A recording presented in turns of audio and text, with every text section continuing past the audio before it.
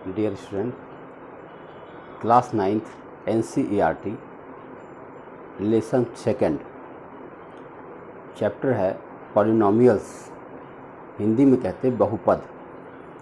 हमें पढ़ना है। अब ये देखना है कि इसमें क्या होता है। ये पॉलिनोमियल क्या होता है? एक इक्वेशन होता है। कैसा इक्वेशन होता है?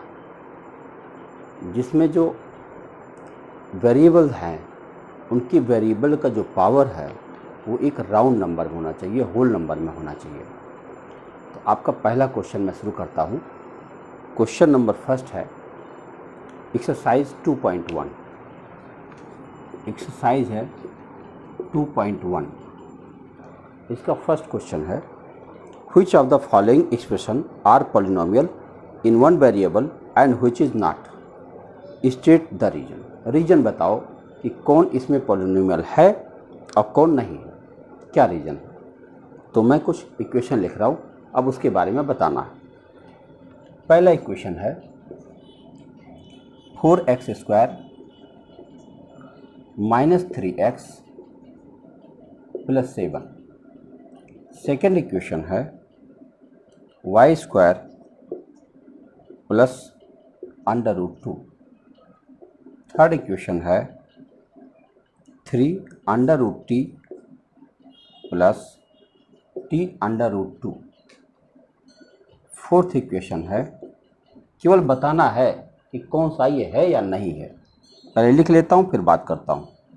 y + 2/y।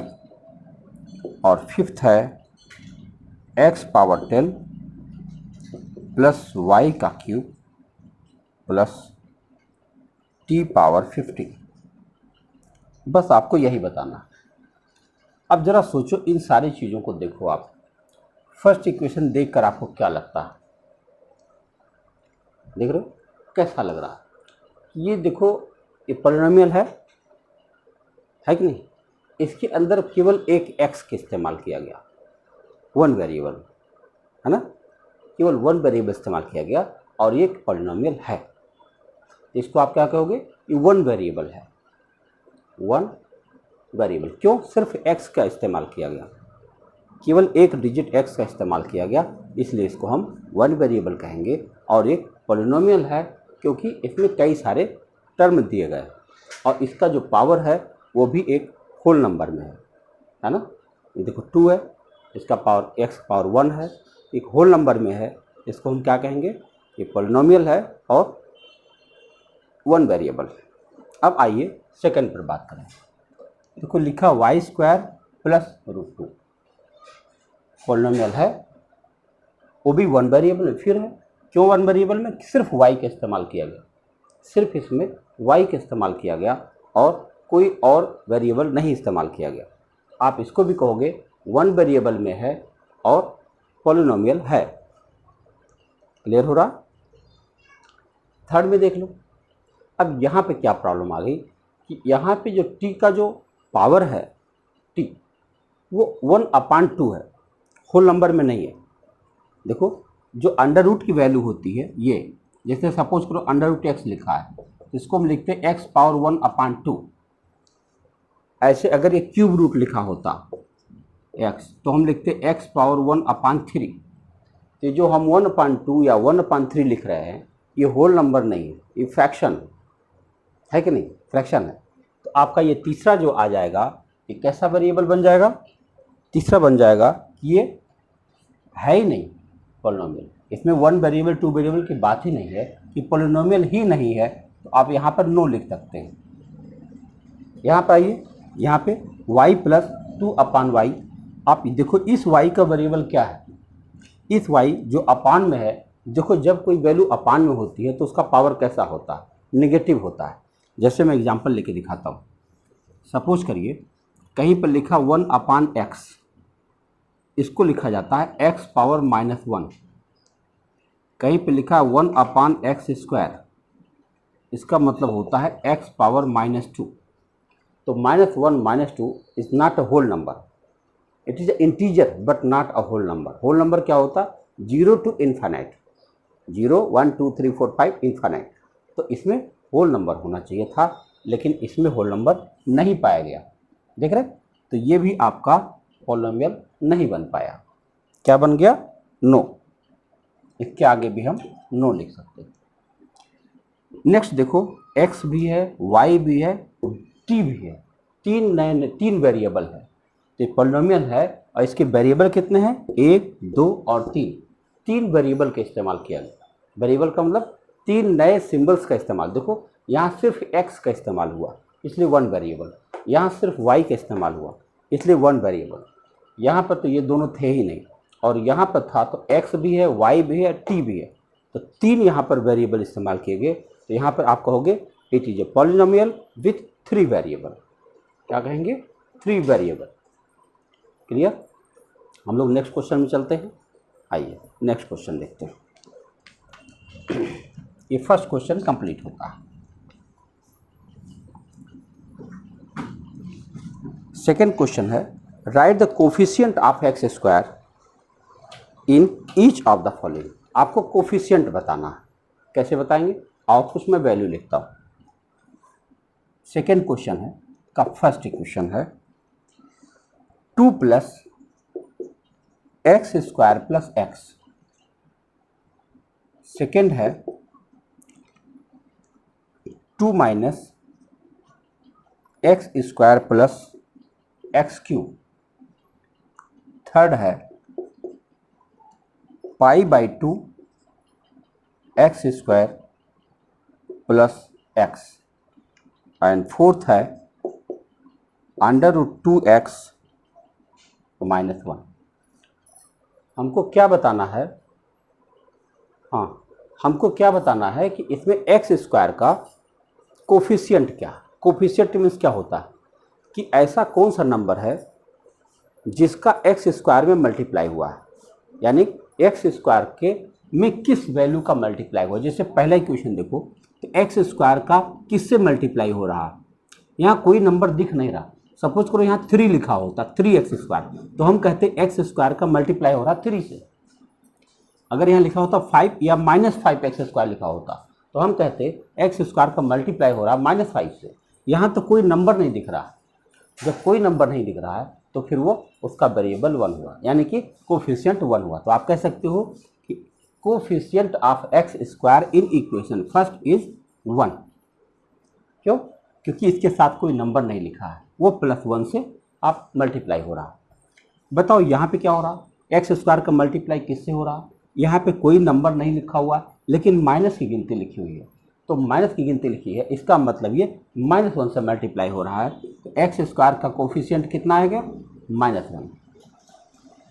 इस इक्वेशन में देखो एक्स स्क्वायर का मल्टीप्लाई किससे हो रहा है? तो π/2 से हो रहा है। एक्स स्क्वायर का मल्टीप्लाई किससे हो रहा है? π/2 से हो रहा है। तो आप कहोगे एक्स स्क्वायर का कोफिशिएंट हुआ π/2।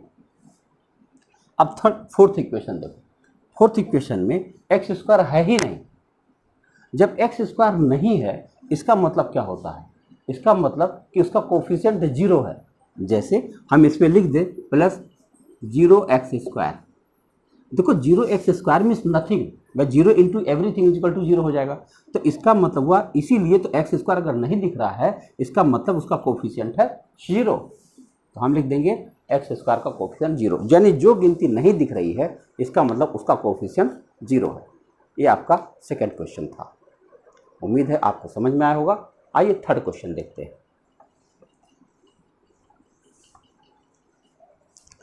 थर्ड क्वेश्चन है, give one example of A binomial of degree 35 and out of one of the monomial degree of 100। तो आप कुछ भी रख सकते हो। अब हमको एक बाइनोमियल लिखना है जिसकी डिग्री 35 होना चाहिए, कुछ भी लिख दो आप। थर्ड क्वेश्चन है, बस डिग्री 35 होना। जैसे हमने लिख दिया 2x⁵ + 90। तो बाइनोमियल है, दो पद दिख रहे हैं आपको, इसमें डिग्री 35 है। आपको पता होना चाहिए डिग्री किसे कहते हैं। पूरे इक्वेशन में जो सबसे ज़्यादा डिग्री होती है वही उसी को पूरे इक्वेशन की डिग्री कहा जाता है। तो देखो ये हो गया 35। कुछ और भी आप बना सकते हो। आप लिख सकते हो -5x⁵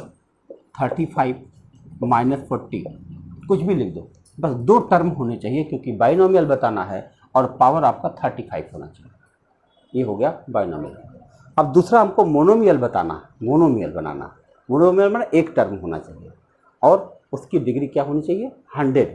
देखो 100 डिग्री होनी चाहिए। जैसे आप लिख सकते हो 2x पावर 100, ये मोनोमियल, t पावर 100 है ना। उसके बाद कोई नंबर नहीं, क्योंकि मोनोमियल है, एक टर्म है, तो उसके साथ आप बस डिग्री 100 होना चाहिए, है ना, पावर उसका 100 होना चाहिए। एक एग्जाम्पल दिया था, कुछ भी उसके साथ लिख दो, कोई भी इसके साथ कोई कोफिशिएंट लिखो ना लिखो, बस जीरो कोफिशिएंट नहीं होना चाहिए, क्योंकि जीरो कोफिशिएंट हो जाएगा तो ख़त्म हो जाएगा। ये क्वेश्चन नंबर 3 था। देख सकते हो आपका जो ये पहला एक्सरसाइज है 2.1 एकदम इजी है, कुछ नहीं करना है इसमें। अब फोर्थ क्वेश्चन आओ देखा जाए। फोर्थ क्वेश्चन क्या है, right the degree of the each of the polynomial. खाली आपको डिग्री बताना है बस। हम इक्वेशन लिख रहे हैं, फोर्थ है का first 5x³ plus 4x² plus 7x। बताओ इसकी डिग्री क्या है। डिग्री का मतलब हुआ जो मैक्सिमम पावर है वही उसकी डिग्री कहलाती है। तो इसमें मैक्सिमम पावर 3 है, तो आप कह दोगे इसकी डिग्री 3 है। बस यही बताना, हमको डिग्री 3 बताना। सेकंड देख लो, सेकंड का है 4 - y²। तो देखो स्क्वायर है, इसकी डिग्री कितनी हो गई, 2 की डिग्री है। बस हो गया, खाली डिग्री बताना, कितना सिंपल है, खाली बस पहचान लीजिए बस। और थर्ड देखते हैं। थर्ड में है 5t - √7। बताओ इसकी डिग्री क्या है। देखो t का पावर क्या है, 1। जैसे किसी का पावर कुछ नहीं लिखा है तो समझो उसका पावर 1 है, तो आप इसकी डिग्री क्या हो गई, 1। आओ आगे देखते हैं। चौथा केवल 3 लिखा है, केवल 3 लिखा है, इसका मतलब कोई वेरिएबल नहीं लिखा है। इसका मतलब वेरिएबल जब नहीं लिखा है तो डिग्री कैसे आएगी, डिग्री 0 हो जाएगी।